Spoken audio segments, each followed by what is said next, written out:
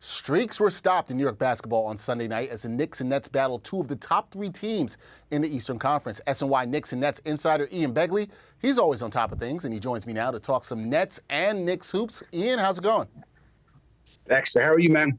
I'm doing good as always. And good night for the Knicks. They snapped their 5-game home losing streak and they knocked off the Cavaliers 92-81 at the Garden.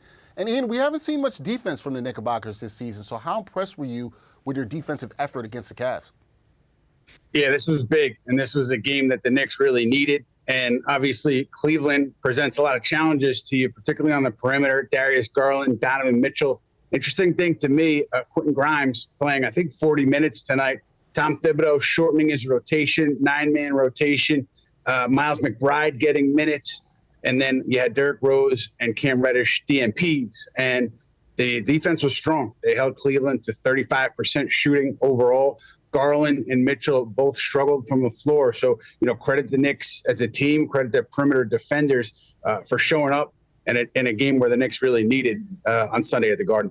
You mentioned Cam Reddish as a DNP in the game against the Cavs. He'd been such a positive influence for the team earlier in the season. Is he out of the rotation for now? It sounds like at the moment he's out of the rotation. Tom Thibodeau didn't really commit to anything when he was talking about his rotation after the game. But he said he likes the 9-man rotation right now, and it sounded like that's what the Knicks are going to go with, at least going into Wednesday's game against Atlanta. If everybody's healthy, it seems like that's the way they'll go. Cam Reddish, DNP. And it is a bit surprising because, Dexter, as you said, Cam Reddish had been squarely in the rotation, getting significant minutes.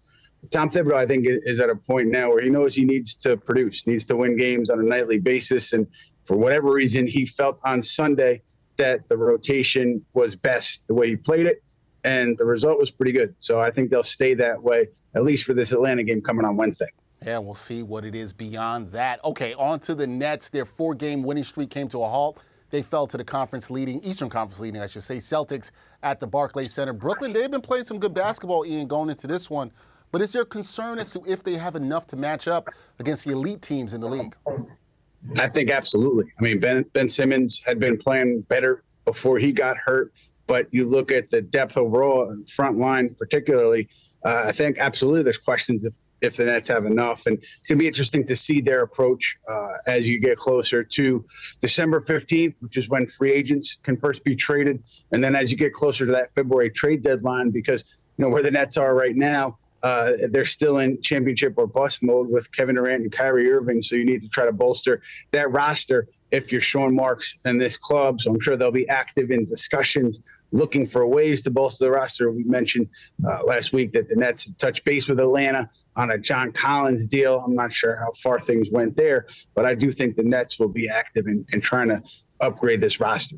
All right, we'll see how active the Nets are as well as the Knicks as they continue play this week into their season. That is Ian Begley, SNY Nets and Knicks insider. Ian, always good to see you. Thank you for the time.